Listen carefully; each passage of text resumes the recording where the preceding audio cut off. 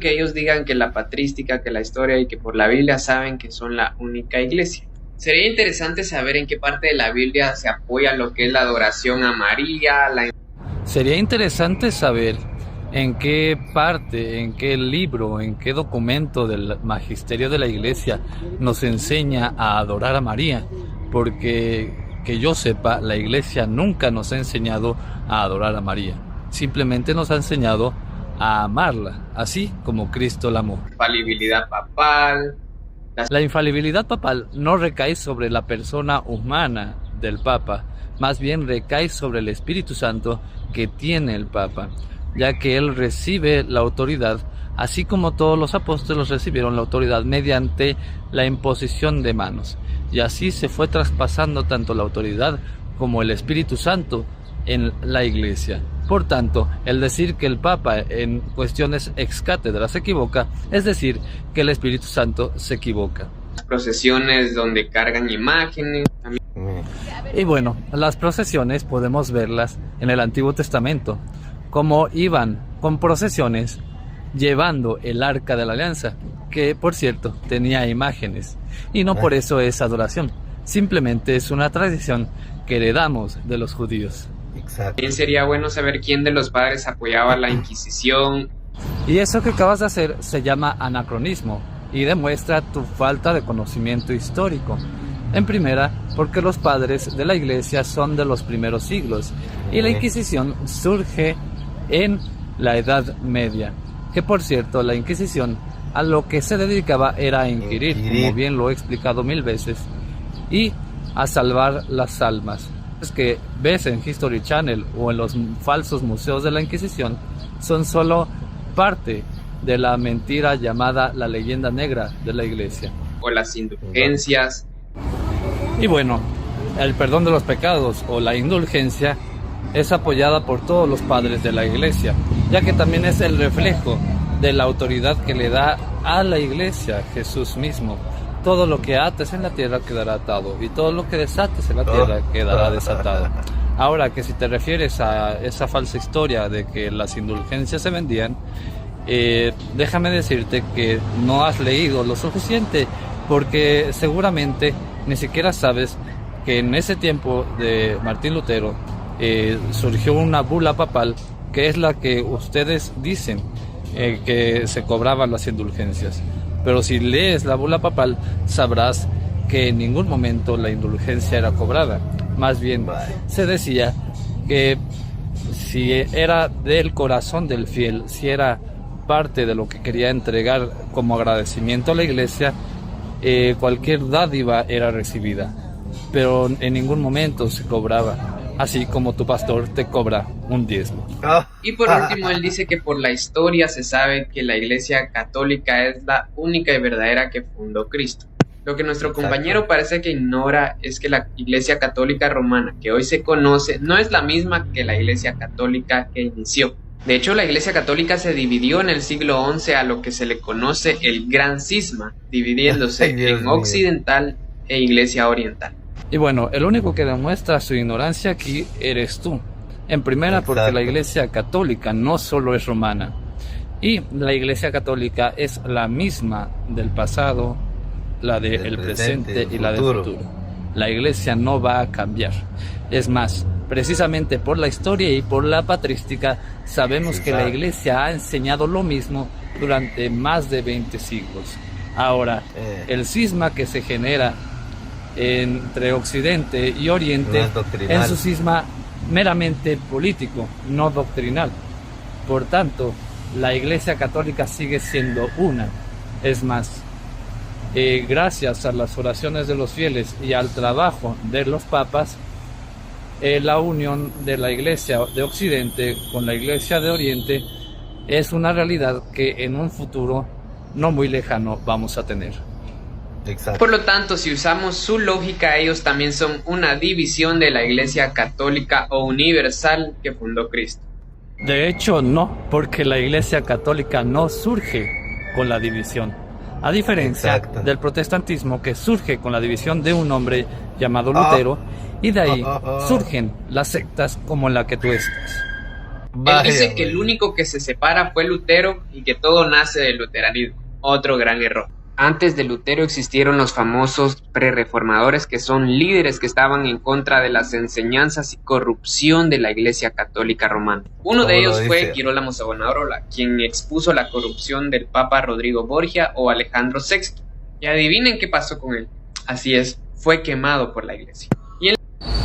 Y bueno, esos que tú nombras como prerreformadores eran simples herejes que pregonaban herejías que ya la Iglesia había combatido hace siglos atrás. Por ejemplo, el personaje que tú mencionas predicaba la herejía arriana, esta herejía que negaba la divinidad de Jesucristo. Y no fue la Iglesia la que lo quemó.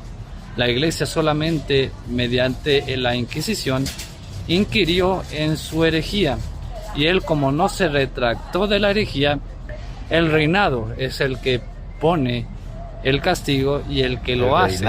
Por tanto, el que lo quemó fue el reinado italiano y no fue la Iglesia. La reforma no todo nació del Lutero y del luteranismo. También estaba Juan Calvino y Ulrico Zwingli.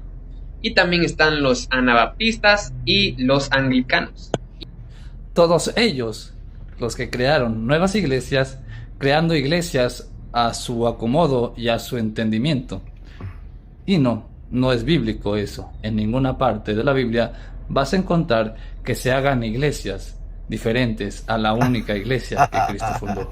Y en lo último, sobre que la Iglesia Católica enseña lo mismo que los padres de la Iglesia, pues en parte es cierto, porque no lo vamos a negar. Pero también hay cosas que los padres de la Iglesia y apostólicos nunca enseñaron y que la Iglesia Católica Romana agregó. Por ejemplo, la Inquisición, la infalibilidad papal e incluso el canon. Y bueno, me parece muy curioso esto que dices del canon, ya que el canon no es que lo invente la Iglesia, sino que la Iglesia, mediante el Espíritu Santo que fue entregado a la Iglesia por el mismo Jesucristo, y mediante la autoridad que también fue entregada por Jesucristo, decide cuáles son los libros inspirados por Dios. Y son 73, ya que la tradición que se tenía desde Jesús era una tradición de los libros que se conocen como la Septuaginta. Y podemos ver que incluso Jesucristo tomaba este canon. Ya que Melitón de Sardes y Atanasio solo reconocían 66 libros en la Biblia. Y he ahí la importancia de la jerarquía de la Iglesia, porque en la jerarquía recae la autoridad para proclamar cuál es palabra de Dios. Y por ende, los libros que tú tienes del Nuevo Testamento nacen de esa autoridad, y esos no los quitas. Y eso, que nacieron de la única iglesia que Cristo fundó. Católica. De hecho, su jerarquía con el papado ni siquiera es bíblica. Él menciona el versículo donde Jesús le dice: sobre esta roca edificaré mi iglesia, claramente mal interpretado, porque es el versículo que ellos siempre utilizan. Que no esté interpretado como ustedes protestantes hacen, no quiere decir que esté mal interpretado. Es más, desde los padres de la iglesia se ha interpretado así. Ustedes nacen 1500 años después y quieren venir a decirnos cómo se debe de interpretar. Vemos en Gálatas 2:11 al 14 que Pedro ni siquiera tenía infalibilidad papal, ya que es reprendido por Pablo. Dice aquí en el versículo 11: pero cuando Pedro vino a Antioquía le resistí cara a cara porque era de condenar. Y no, Pablo no está reprendiendo a Pedro. Pablo está corrigiendo a Pedro, que es una cosa diferente, ya que obviamente, humanamente, todos nos equivocamos. Y he ahí la infalibilidad de la iglesia, en la corrección y en la inspiración del Espíritu Santo, cosa que ustedes no tienen. Quiero ver el día de hoy, por lo menos, si alguien se atreve a decirle estas palabras al Papa. No lo creo, ¿verdad? Bueno, amigo, cuando el Papa habla de su persona sin buscar la inspiración del Espíritu Santo, también se le corrige. No es que sea infalible todo lo que diga, más bien cuando es inspirado con el Espíritu Santo es cuando se es infalible. Y precisamente para esas correcciones existe el colegio cardenalicio.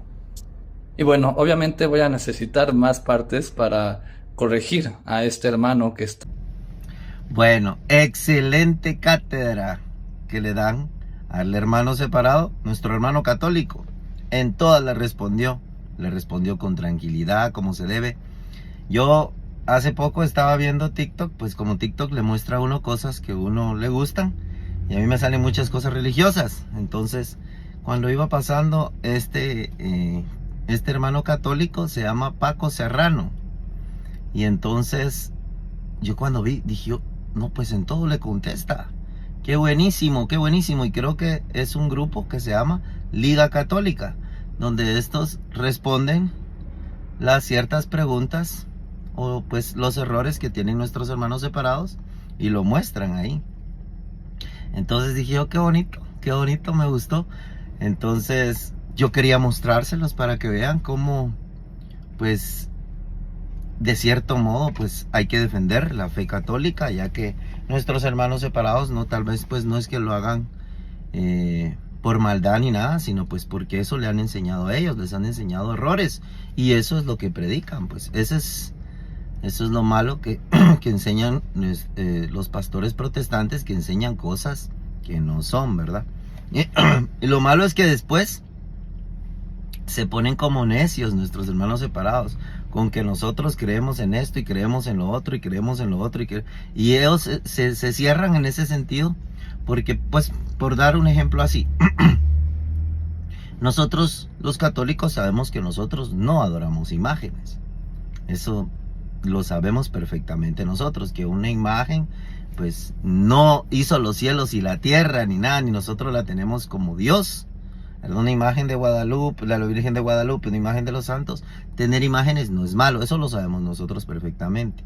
Ahora, hacer imágenes de dioses falsos, eso sí es malo. Eso es lo que dice en Éxodo 20, ¿verdad? Donde dice, no te harás imágenes de dioses falsos. O sea, no tendrás dioses fuera de mí, no tendrás dioses falsos. No te harás imagen de nada de esos, ¿verdad? Pero no está diciendo de los santos, pues nosotros sabemos que los santos no son Dios, ni la Virgen María es Dios, ni una imagen hizo los cielos y la tierra. Por eso podemos tener imágenes de Jesús y todo, pues eso no es malo.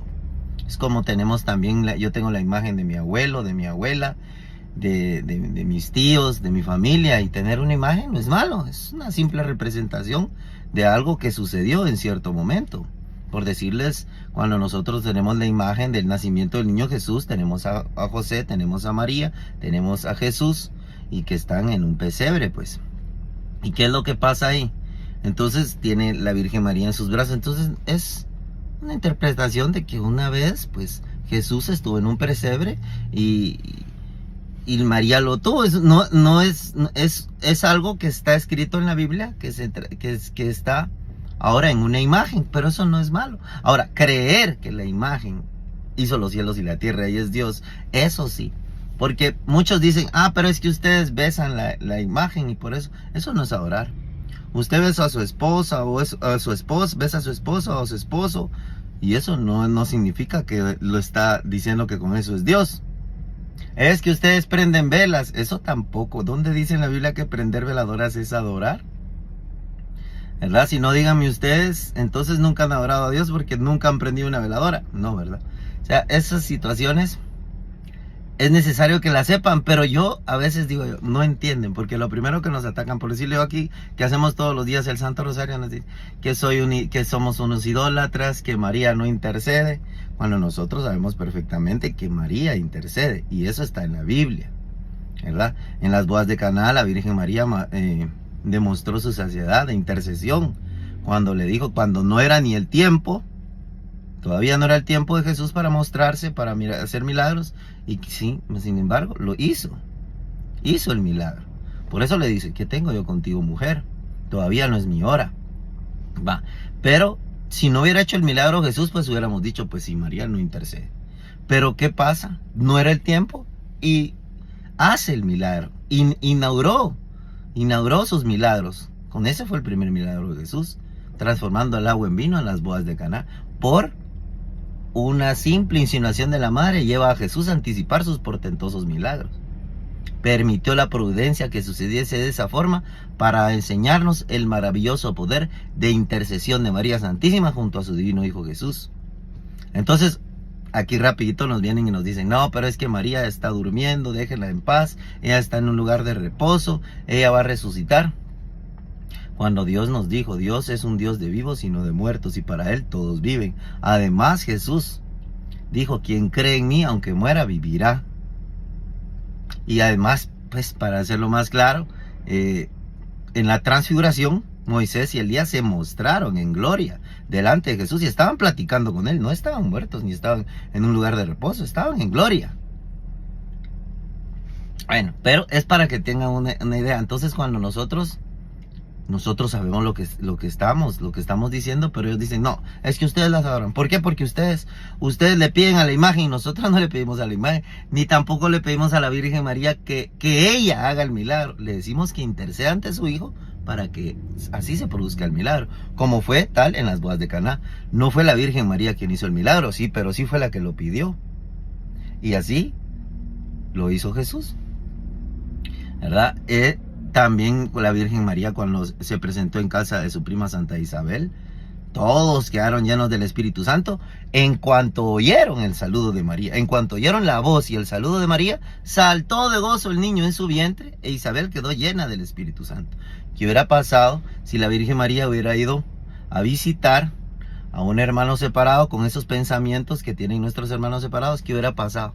¿Cómo hubiera recibido a la Virgen María? ¿Será que lo hubieran recibido igual que Santa Isabel, que estaba llena del Espíritu Santo cuando oyó el saludo? O dirían, mira, quédate por ahí, que vos no sos importante, sos como una mujer como todas, no importa. No, al contrario, en cuanto oyó el saludo, dice, saltó de gozo el niño en su vientre, Isabel quedó llena del Espíritu Santo. Y exclamando a gran voz dijo, ¿de dónde a mí que la madre de mi Señor venga a mí? La madre de mi Señor, o sea, la madre de mi Dios, venga a mí. Lo gritó, bendita tú entre las mujeres y bendito el fruto de tu vientre. Y ahí la Virgen María proclama el Magnificat. Entonces mi alma engrandece al Señor, mi espíritu se alegra en Dios mi Salvador, porque ha puesto los ojos en la humildad de su esclava. Por eso desde ahora todas las generaciones me llamarán bienaventurada, porque el poderoso ha hecho cosas grandes en mí. Y así. Entonces ahí, y ellos vienen y dicen, no, hay que María, bueno, sus puntos de vista, porque le creen más al pastor que a la misma Biblia. Y que de hecho la Biblia, todos sabemos que es palabra de Dios, porque quien dijo que era palabra de Dios, quien unió los libros del Nuevo Testamento, fue un papa, San Dámaso I. Él dijo, este libro sí, este libro no, este libro sí, este sí está inspirado por Dios, este no. Y los unió, él decidió cuáles. Los unió y dijo, estos 73 libros son palabra de Dios. No lo dijo un pastor, no lo dijo un musulmán, no lo dijo un miembro y un papa de la Iglesia Católica. Entonces, si ellos dicen que la iglesia es la ramera, que el papa es el anticristo, que esto y que lo otro, ¿por qué entonces creen en la Biblia, que es la palabra de Dios? Porque quien lo dijo fue un católico. Tendrían que hacer ellos su propia Biblia, agarrar los libros y decir este sí, este no, y hacer su propia Biblia ellos. Pero no, agarran la Biblia católica, le quitan todavía libros y ahora dicen que ellos tienen la verdad. Es algo bien contradictorio entre ellos, que si no se dan cuenta, pues la Biblia la hizo la Iglesia Católica, ¿verdad? Ella agarró los libros y los unió y dijo, estos con el Antiguo Testamento y el Nuevo Testamento son palabra de Dios. Entonces, me encantó esto de la Liga Católica, me gusta, es como que tienen que batallar para poder responder todas las respuestas, aunque hay unos que aceptan y dicen, no, pues sí. Como hay muchos pastores, hasta pastores que se han convertido al catolicismo y que dicen, no, sí, es que no, ahí tiene la verdad y está en la Biblia. Porque todo el fundamento, la base, la doctrina católica está fundamentada en la Biblia. Yo felicito a Paco Serrano, me gusta cómo tranquilo lo va diciendo y en todas tiene respuesta. En todas tiene respuesta. Vamos a hacer una segunda parte porque hay una segunda parte acerca de este libro, ¿verdad? de este video, para que lo puedan ver. Que Dios me los bendiga, que la Virgen me los cubra con su santo manto, sobre todo para los de la Liga Católica. Que Dios me los bendiga. Bye pues.